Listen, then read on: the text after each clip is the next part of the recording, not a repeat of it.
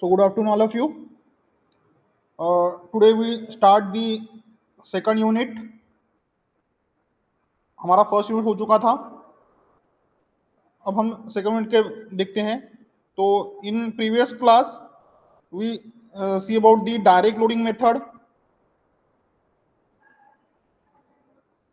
and then we have to see about the synchronous impedance method और EMF method. ये हमने दो method हमने देख लिया था. अब हमारे तीसरे यूनिट में थर्ड जो मेथड है ये है आपकी poitral triangle method. So in that poitral triangle method,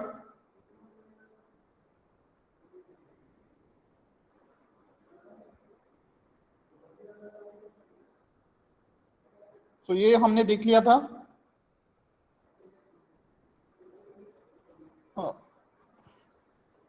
now हम देखेंगे अभी MMF मेथड.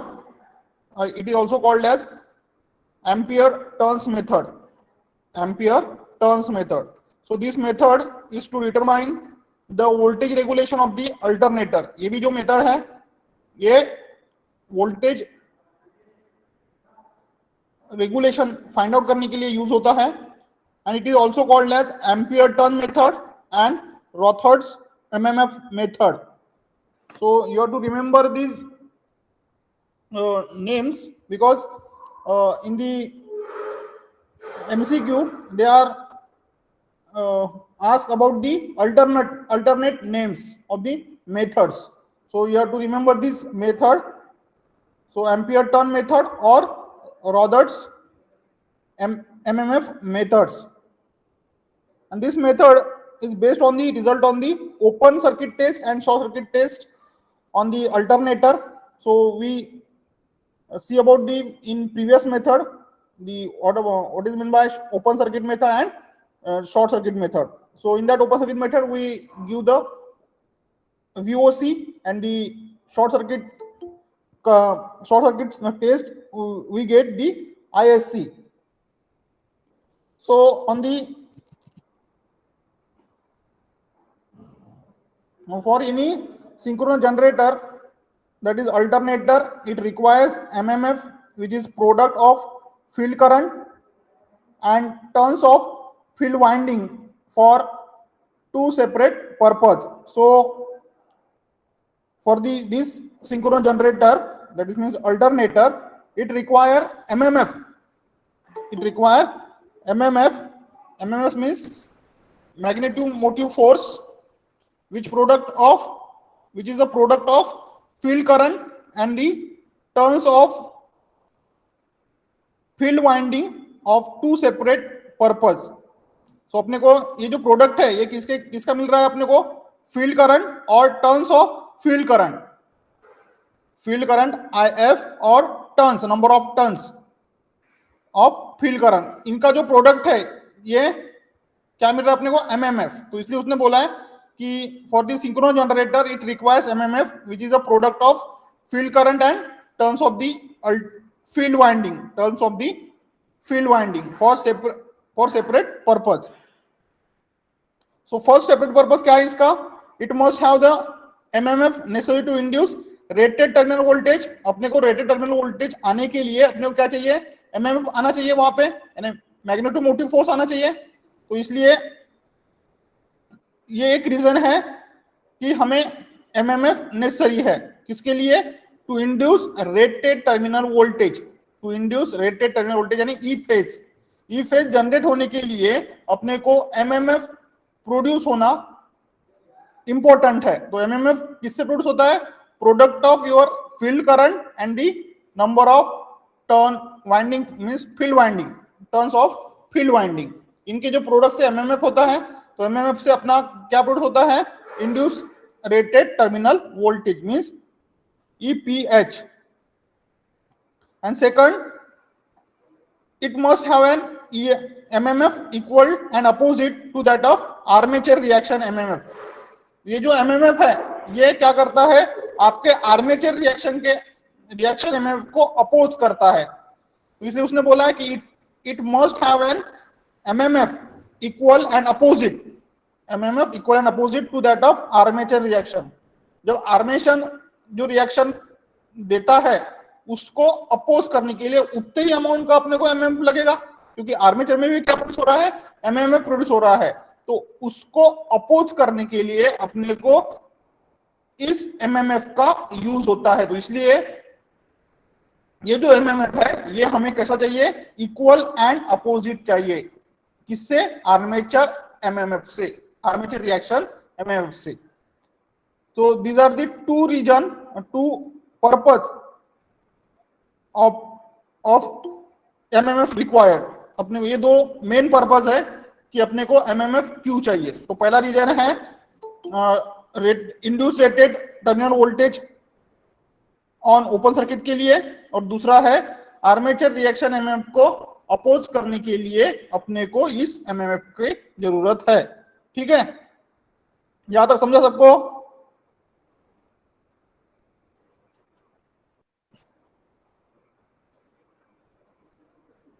यहां तक समझा क्या? Hello, yes sir. ओके, हाँ रिप्लाई थोड़ा फास्ट देते जाओ, यानी मैं थोड़ा जल्दी जल्दी पढ़ा पाऊँ।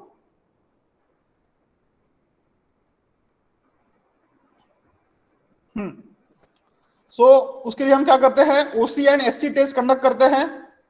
सो फील्ड करंट, सो हमारा जो फील्ड करंट, देखो क्या क्या क्या करते हैं हम, फील्ड करंट लेते हैं फॉर इसके लिए, ओसी और एससी टेस्ट के लिए।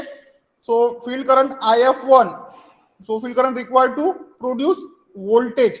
फील्ड करंट इसके लिए चाहिए हमें वोल्टेज को प्रोड्यूस करने के लिए। तो उसके लिए हम कौन सा वोल्टेज है, VPH plus IAPH into RA cos phi on OC, and field current required to produce a given armature current on SC are added at 90 degree, angle of 90 degree plus phi. So for this total field current IPH found from OCC and regulation calculated, तो हम उससे regulation calculate करते हैं। तो देखो यहाँ पे अपने को सपोज ओसीसी निकाला हमने, तो ओसीसी के लिए क्या हमें चाहिए, फील्ड करंट चाहिए, है ना। ये फील्ड करंट और ये क्या है, वोल्टेज है। These are the voltage lines, means ये वाई एक्सिस जो है ये वोल्टेज, यहाँ पे हम वोल्टेज करते हैं। और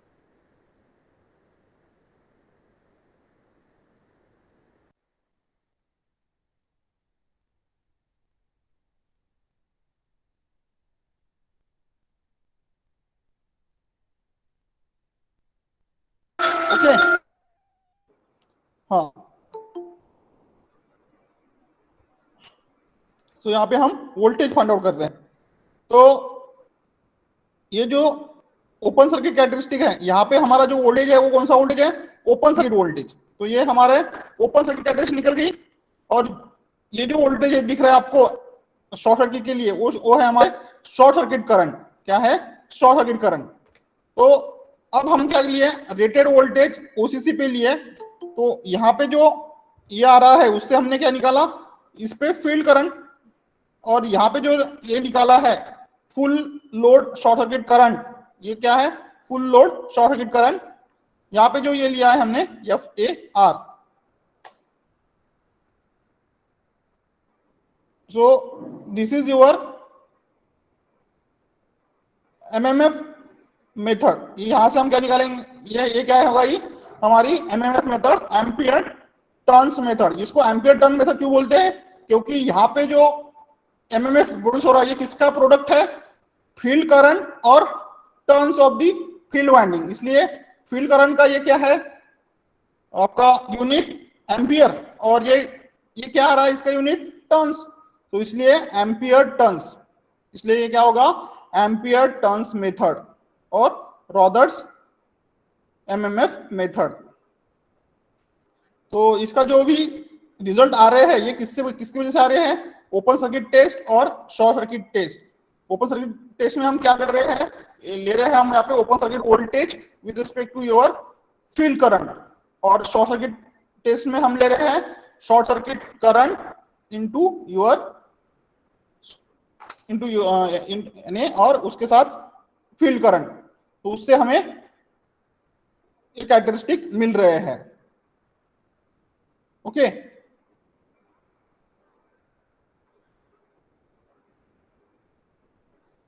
देन है आपका जीरो पावर फैक्टर मेथड।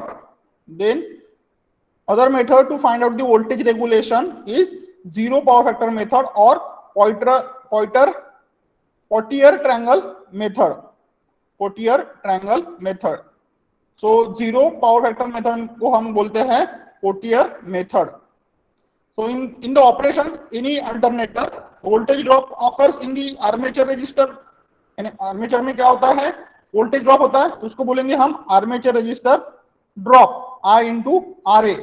फिर उसके बाद होता है armature leakage reactance, armature leakage reactance drop, उसको बोलेंगे हम I इंटू एक्सएल।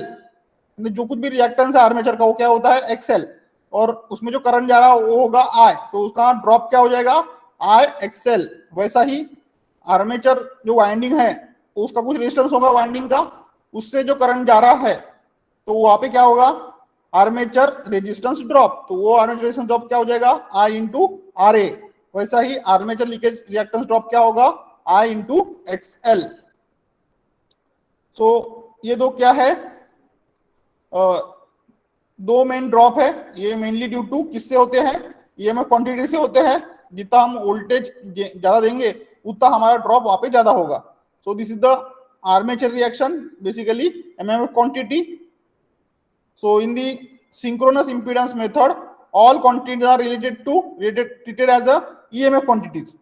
जब हम synchronous impedance method पढ़े थे उसमें ये जो क्वांटिटी थी ये क्वांटिटी कैसी थी, EMF क्वांटिटी थी। और ये जो यानी कौन सी armature resistance drop, armature leakage reactance drop, यानी IRA and IXL, these are the EMF quantities. And in the MMF method all these quantity as a MMF quantity. और ये जो हमारे जो मेथड है MMF मेथड में ये जो क्वांटिटीज है ये किसमें किससे ट्रीट होती थी, MMF क्वांटिटी के लिए ट्रीट हो रही थी। So in the zero power factor method is based on the separation of armature leakage reactance and armature reaction effect. तो इसको हमने सेपरेट कर दिया है यहाँ पे जीरो पावर फैक्टर मेथड में, किससे, armature leakage reactance XL and armature reaction effect so the armature leakage reactance XL is called as Potier reactance. उस एक्सएल को हम क्या बोलेंगे, Potier reactance. So to determine the armature leakage reactance means EMF and armature reaction MMF separately. So to test are performed on the alternator. तो उसको बोलते हैं हम कौन सी देखो हमें अभी क्या निकालना है, armature leakage reactance means EMF and armature reactance means MMF हमें सेपरेटली निकालना है। तो उसके लिए हम दो टेस्ट परफॉर्म कर रहे हैं। पहली टेस्ट है आपकी ओपन सर्किट टेस्ट एंड दूसरी है आपकी जीरो पावर फैक्टर टेस्ट। तो हम पहले ओपन सर्किट टेस्ट देखते हैं क्या होता है। तो देखो यहाँ पे हमारा प्राइम मूवर है with the help of your stator winding of the alternator. तो ये हमारा स्टेटर वाइंडिंग है, उसको हम प्योरली रिएक्टिव लोड अटैच कर रहे हैं with the help off switch S. ये हमारा क्या है, प्योरली रिएक्टिव लोड है। ये हमने स्टेटर वाइंडिंग को अटैच किया है। और इधर है हमारी फील्ड वाइंडिंग। ये फील्ड वाइंडिंग हमारे एमीटर के साथ कनेक्टेड है। यहाँ पे हम current means field current measure करेंगे और यहाँ पे हमने पोटेंशियल डिवाइडर लगा के रखा है और इसको हम क्या दे रहे हैं, फील्ड वाइंडिंग को डीसी सप्लाई दे रहे हैं। तो फील्ड वाइंडिंग को डीसी सप्लाई और स्टेटर वाइंडिंग को हमने प्योरली रिएक्टिव लोड अटैच करके रखा है। और हमारा जो प्राइम मूवर है वो किसको अटैच है, ये हमारे स्टेटर को अटैच है। ठीक है, तो ये हमारी कनेक्शन डायग्राम हो गई। This is the connection diagram. तो ओपन सर्किट में हम क्या कर रहे हैं, सबसे पहले स्विच ओपन करके रख रहे हैं। ये जो स्विच है किसका, आपके प्योरली रिएक्टिव लोड का, इसको हम ये कर रहे हैं ओपन करके रखे हैं। तो ये हो गया आपका ओपन, यहाँ पे हम वोल्टेज मेजर करेंगे, यहाँ पे जो हम क्या मेजर करेंगे, ओपन सर्किट वोल्टेज मेजर करेंगे स्टेटर का, तो अपने को वीओसी मिलेगा वहां पे, है ना। यहाँ पे जो हमने वोल्ट ये लगा के रखा है वोल्ट मीटर, यहां से हम क्या मेजर करेंगे, open circuit voltage of your stator winding.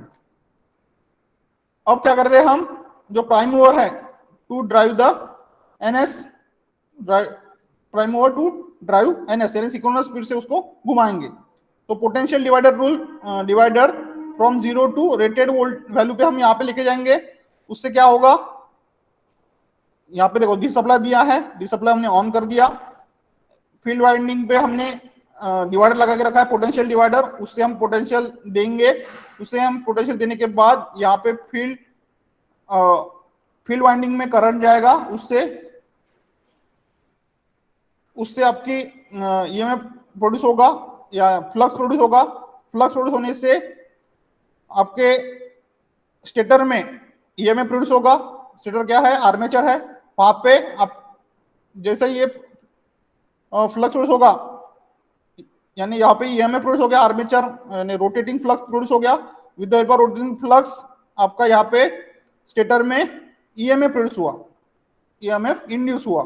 तो ये जो ईएमएफ इंड्यूस है ये हमने यहाँ पे मेजर किया, उसको बोलेंगे हम वीओसी। जैसे ही ये घूमेगा तो हमारा प्राइम मूवर भी घूमेगा, ठीक है। तो इस तरह से इसकी वर्किंग है। तो यहां पे हमने क्या किया, ओपन सर्किट टेस्ट लिया, यानी हमने यहाँ पे मेजर किया आपका वोल्टेज वीओसी। अब हम देखेंगे जीरो पावर फैक्टर टेस्ट कैसे करेंगे। तो जीरो पावर फैक्टर टेस्ट करने के लिए हमें ये जो स्विच है, ये स्विच क्या करना पड़ेगा, क्लोज करना पड़ेगा, यानी हमें प्योरली इंडक्टिव लोड कनेक्ट करना पड़ेगा, प्योरली इंडक्टिव लोड कनेक्ट करना पड़ेगा। तो हमने प्योरली इंडक्टिव लोड कनेक्ट किया और उसका पावर फैक्टर कितना रखा, 90 डिग्री। तो विद हेल्प ऑफ 90 डिग्री आपका वोल्टेज कितना आता है वो हमने टेस्ट किया, या करंट कितना आता है हमने टेस्ट किया, वोल्टेज और करंट। तो इसमें अपने पैरामीटर मिल गए। तो ये क्या हो गया, जीरो पावर फैक्टर टेस्ट, यानी प्योर इंडक्टिव रखने से यहाँ पे आपका जो ये है उसका पावर फैक्टर कितना हो गया, cos 90 कितना होता है, हेलो एनीवन, cos 90 इज 0 या, तो cos 90 जब 0 हो जाएगा तो पावर फैक्टर कितना हो जाएगा, 0। तो इसलिए हमने यहाँ पे क्या लगाया, प्योरली रिएक्टिव लोड लगाया है, प्योरली इंडक्टिव लोड लगा के रखा है। तो इससे वो हमारा जो पावर फैक्टर है वो क्या हो जाएगा, 0 हो जाएगा। ओके, तो इसलिए उस टेस्ट का नाम है जीरो पावर फैक्टर टेस्ट, क्योंकि इसमें हम क्या लगा रहे हैं, प्योरली इंडक्टिव लोड लगा रहे हैं, इसलिए वहां पे जो पावर फैक्टर है वो क्या हो गया, 0 हो गया। फिर उसमें हम क्या मेजर करेंगे, करंट और वोल्टेज मेजर करेंगे। तो उससे हमारा ओपन सर्किट टेस्ट भी परफॉर्म हो रहा है और जीरो पावर फैक्टर टेस्ट भी परफॉर्म हो रहा है। सो यहां पे देख रहे हो आप कि यहां पे हमने rated terminal voltage at full load current, ये फुल लोड करंट का ये है। तो ये फुल लोड, ये जो टर्मिनल है P, ये क्या है, रेटेड टर्मिनल वोल्टेज है। This is the rated terminal voltage at full load current. यहाँ पे हमने फुल लोड करंट दिया है, full load current eight zero power factor. तो इस समय में आपको ये वाला ये मिलेगा, उसका शेप या उसका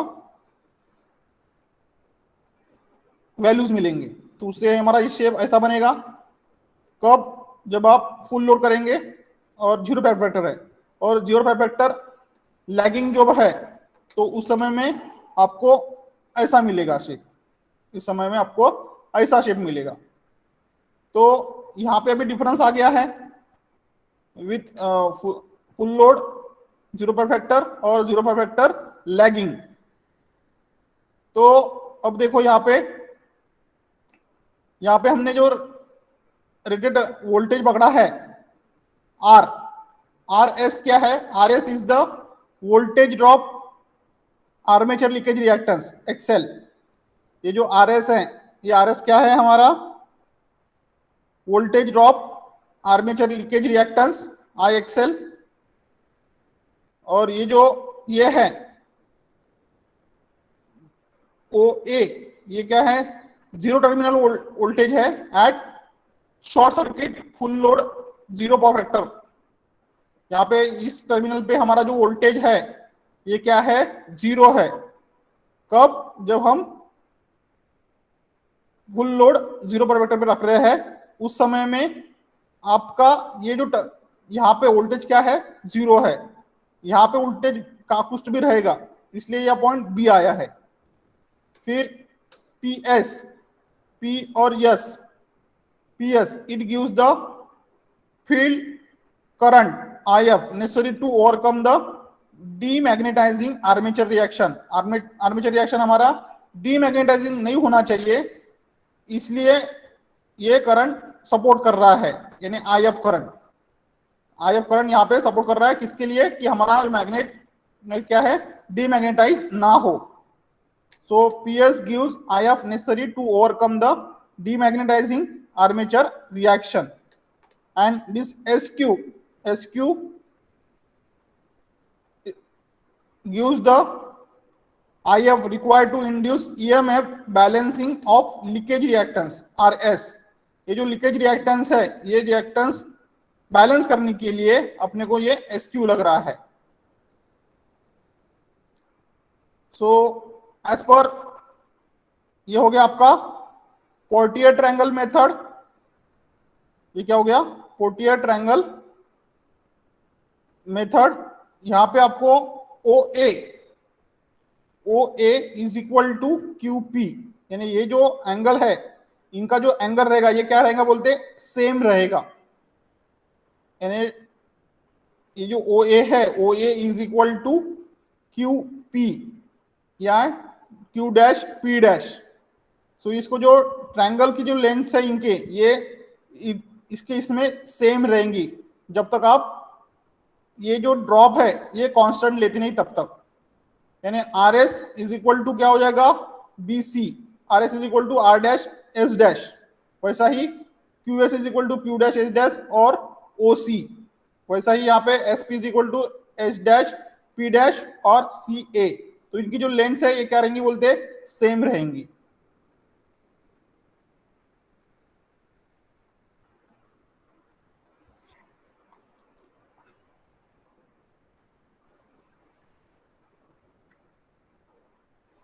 सो देन अनदर मेथड है आपकी American standard association method ASA।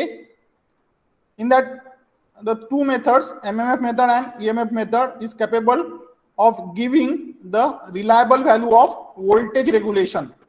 तो यहाँ पे MMF method और EMF method is capable of giving the reliable value of voltage regulation। So the magnetic circuit is assumed to be unsaturated here, and the assumption is unrealistic in the practice।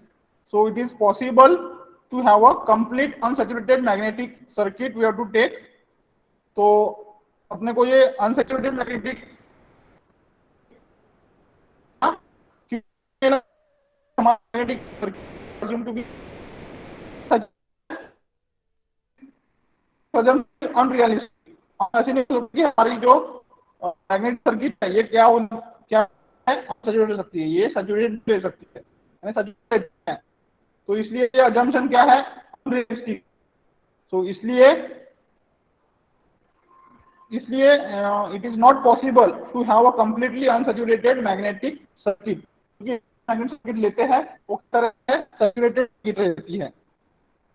So in the salient pole alternator it is not correct to combine field ampere turns and the armature ampere turns। so यहाँ पे हमें in salient pole alternator it is not correct combine, यहाँ पे हम combine नहीं कर सकते किसको, field ampere turns and armature ampere turns को। So field winding is always concentrated होती है एंड आर्मेचर वाइंडिंग कैसी होती है, डिस्ट्रीब्यूटेड होती है। सो इसके लिए हम Similarly, the field and armature MMF is not fully justified. वैसे ही हम इसका जो EMF है ये भी हम कंबाइन नहीं कर सकते। तो इसलिए ये जो फील्ड वाइंडिंग है, field winding is always concentrated रहती है और armature winding is also always distributed रहती है। तो इन दोनों को हम कंबाइन नहीं कर सकते। इसलिए उसने बोला है कि in salient pole alternator it is not correct to combine field ampere turns and armature ampere turns. ऐसा क्यों? क्योंकि जो फील्ड वाइंडिंग है ये कॉन्सेंट्रेटेड रहती है और ये जो आर्मेचर वाइंडिंग है ये कैसी रहती है? डिस्ट्रीब्यूटेड रहती है। तो ये अमेरिकन स्टैंडर्ड एसोसिएशन मेथड क्या बोल रहा है? ASA method, the load induced EMF calculated as was done in zero power factor method corresponding to the EMF. This additional field current IF3 due to the saturation obtained from OCC and the air gap line. ये जो current है IF3 ये किससे आया? Saturation obtain from the OCC, जब OCC पे saturation आया और आपकी एयर गैप लाइन से लाइन आई दोनों के बीच की, तो उससे हमें क्या मिला? IF3, and this IF3 is resultant of IF1 and IF2. So for this total field current EPH found from the OCC and regulation calculated, ऐसा निकाला EPH is equal to VPH plus IPH into RAPH plus IPH into XLPH. तो इस तरफ से हमने क्या निकाला? आपका EPH, voltage at phase, voltage at one phase. तो ये किसका वोल्टेज है? Induce voltage VPH plus IPH into RAH plus IPH into XLPH। तो देखो यहाँ पे ये ओपन सर्किट वोल्टेज कैरेक्टरिस्टिक है with respect to your field current. तो यहाँ पे हमने E1 निकाला है, तो E1 और EPH लिया यहाँ पे, तो ये EPH क्या है? VPH प्लस, यानी जो E1 PH है यहां से जो आया है ना, यहाँ पे देखो ये VPH है प्लस IARA, ये वोल्टेज ड्रॉप है और ये रिएक्टेंस ड्रॉप है। यानी हमें पहले किसको ऐड करना पड़ेगा? VPH को प्लस IARA को प्लस IAXL को, तब जाके हमें क्या मिलेगा? E1 PH। So with the help of this vector diagram हम डायरेक्टली लिख सकते हैं कि E1 PH is equal to VPH plus IARA plus IAXL। Okay,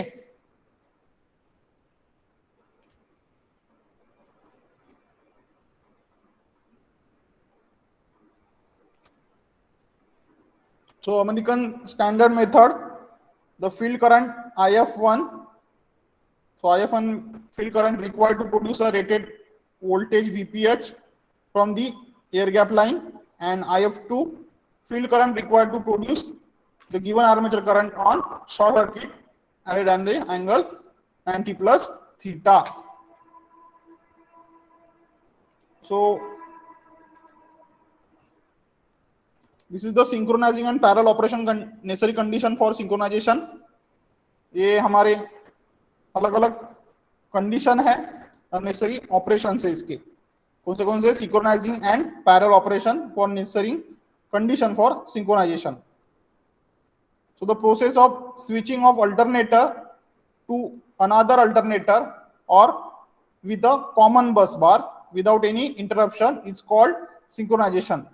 यानी क्या कि हम क्या कर रहे हैं? The process of switching of alternator to the another alternator, यानी हमारा जो अल्टरनेटर है वो हम पूरा शिफ्ट कर रहे हैं कौन से अल्टरनेटर पे? दूसरे अल्टरनेटर पे विद अ कॉमन बस बार और विदाउट एनी इंटरप्शन। यानी जो वोल्टेज है ये वोल्टेज वैसा ही कॉमन आना चाहिए। वोल्टेज को सिंक्रोनाइजेशन करना है, क्या करना कि उतनी फ्रीक्वेंसी हमको ऑब्टेन होने को होना, यानी उतनी स्पीड और उतनी फ्रीक्वेंसी और उतना ही वोल्टेज, ये तीनों फैक्टर हमें सेम होना, एक जो जनरेटर से दूसरे जनरेटर तक, है ना। तो उसको बोलेंगे हम कि हम क्या कर रहे हैं? सिंक्रोनाइज कर रहे हैं, हम दोनों दो जनरेटर या दो अल्टरनेटर को क्या कर रहे हैं, सिंक्रोनाइज कर रहे हैं, यानी उनकी स्पीड, उनकी फ्रीक्वेंसी और उसका जो वोल्टेज है वो क्या होना, सेम होना। ये तीन फैक्टर जब सेम होंगे तब बोलेंगे कि हम ये क्या हो गए, सिंक्रोनाइज हो गए, ये क्या हो गए, जो जनरेटर सिंक्रोनाइज हो गए। तो ये the process of switching of alternator to another alternator और with a common bus bar without any interruption, without any interruption से ये होना चाहिए। उस प्रोसेस को क्या बोलते हैं हम, सिंक्रोनाइजेशन, उसको बोलते हैं हम सिंक्रोनाइजेशन। तो कंडीशन फॉर पैरेलल ऑपरेशन, जब पैरेलल में लगाए जाते हैं तो कैसा होता है, so terminal voltage of incoming machine must be same that of the bus bar voltage, यानी हम जो टर्मिनल वोल्टेज ले रहे हैं किसका, हमारे इनकमिंग मशीन का, हमारे इनकमिंग अल्टरनेटर का, उसका जो वोल्टेज है टर्मिनल वोल्टेज ये सेम होना चाहिए किससे, हमारे बस बार से। तो देखो कि हमारी जो लाइन होती है थ्री फेज लाइन, उसमें उसका वोल्टेज हमें अभी क्या करना है, एक अल्टरनेटर को हमारी जो ट्रांसमिशन लाइन है वो ट्रांसमिशन लाइन को उसको क्या करना है, सिंक्रोनाइज करना है ना। क्योंकि कैसा है, कभी कभी कोलैप्स होने से पावर सिस्टम कैसा होता है, कोलैप्स होता है, तो यानी एक जनरेटर बंद पड़ जाता है तो हमें दूसरा जनरेटर लगाना पड़ता है, अल्टरनेटर लगाना पड़ता है। तो उसके लिए एक जनरेटर बंद पड़ रहा है, इसलिए हमें क्या करना पड़ता है, जो पावर ट्रांसमिशन पावर लाइन है उसको हमारे दूसरे अल्टरनेटर से, हमारे जनरेटर से सिंक्रोनाइज करना पड़ता है। हमारी फ्रीक्वेंसी डिस्टर्ब हो जाएंगी, तो जब फ्रीक्वेंसी डिस्टर्ब हो गई तो हमारे इक्विपमेंट चलेंगे क्या, नहीं चलेंगे। तो इसलिए हमें दो अल्टरनेटर क्या करना है, सिंक्रोनस करना है। क्या करना है, सिंक्रोनस करना है। तो सिंक्रोनस के लिए हमें, मैंने क्या क्या बोला, कौन से डायमीटर चाहिए, हमें वोल्टेज सेम चाहिए, टर्मिनल वोल्टेज, उसकी फ्रीक्वेंसी सेम चाहिए, और फ्रीक्वेंसी अल्टरनेटर और उसकी स्पीड अभी स्पीड के बारे में नहीं सोचेंगे, अब हम जब बस बार के बारे में सोच रहे हैं तो हम यहाँ पे टर्मिनल वोल्टेज और फ्रीक्वेंसी हमें सेम चाहिए। तो पहले हमें देखना पड़ेगा कि टर्मिनल वोल्टेज हमारे जो अल्टरनेटर का और जो बस बार का क्या सेम है, यानी वोल्टेज हमारा सेम है, यानी जो लाइन जारी है उस लाइन का वोल्टेज और हमारा जो अल्टरनेटर है वो जो अल्टरनेटर का आउटपुट का वोल्टेज वो दोनों सेम है, ये हम चेक करेंगे पहले। तो इसलिए उसने बोला है कि condition for parallel operation, first is the terminal voltage of the incoming machine must be same as that of the bus bar voltage. Our terminal voltage of incoming machine must be same as that of bus bar voltage. Okay? And second is your frequency. So frequency of generator voltage of the incoming machine must be same as that of the bus bar frequency. तो आपको ये दो दो जो terms है ये ध्यान में रखना है, टर्मिनल वोल्टेज और फ्रीक्वेंसी। आपका terminal voltage of incoming machine is same as that of the bus bar voltage, ये फर्स्ट कंडीशन हो गई। और सेकंड कंडीशन क्या है, जो frequency of generator voltage of the incoming machine is must be same as that of the bus bar frequency. बस बार की frequency और आपकी अल्टरनेटर की फ्रीक्वेंसी दोनों कैसी होनी चाहिए, सेम होनी चाहिए। वैसा ही टर्मिनल वोल्टेज भी दोनों का सेम रहना चाहिए, तभी जाके हम इनका पैरेलल ऑपरेशन कर सकते हैं, उसको अटैच कर सकते हैं, नहीं तो अटैच कर नहीं सकते। अटैच किया तो क्या होगा, आपकी जो सिस्टम है वो कोलैप्स हो जाएगी, वो सिस्टम बराबर रन नहीं करेगी। And third is your phase sequence, और जो आपका जो फेज सीक्वेंस है ये उनका भी बराबर होना चाहिए तीनों, यानी जो हमारी जो क्योंकि जो अल्टरनेटर है उसका जो आउटपुट है किस में आता है, थ्री फेज में आता है ना। ये जो वोल्टेज है ये कितने फेज में आता है, थ्री फेज में आता है। तो थ्री फेज का जो सीक्वेंस है वो भी हमारा मैच होना चाहिए। क्या होना चाहिए, मैच होना चाहिए। तो ये तीन कंडीशन है यहाँ पे, terminal voltage, frequency and phase sequence. तो phase sequence of voltage of incoming machine must be same as that of your bus bar. तो फेज सीक्वेंस RYB, यानी हमारा जो आउटपुट वोल्टेज आ रहा है अल्टरनेटर से, ये RYB आ रहा है, और जो हमारे लाइन रहता है उसमें भी 3 फेज ए रहता है, तो उसमें भी RYB रहता है। तो ये तीनों भी सीक्वेंस क्या होना चाहिए, फेज सीक्वेंस सेम होनी चाहिए। RYB के तीनों भी सीक्वेंस सेम होने चाहिए। तो ये 3 कंडीशन है यहाँ पे, वो 3 कंडीशन फुलफिल होनी चाहिए, तभी जाके क्या होगा, हमारा सिंक्रोनाइज होगा, तभी जाके हमारी सिस्टम क्या होगी, सिंक्रोनाइज होगी या बराबर से ऑपरेट करेगी। ठीक है, तो this is the 3 condition, phase, phase voltage, frequency और फेज सीक्वेंस, ये क्या होना चाहिए, सेम होना चाहिए, तभी जाके सिंक्रोनाइजेशन होगा। What is the advantage of parallel operation, क्या है, continuity of supply is possible.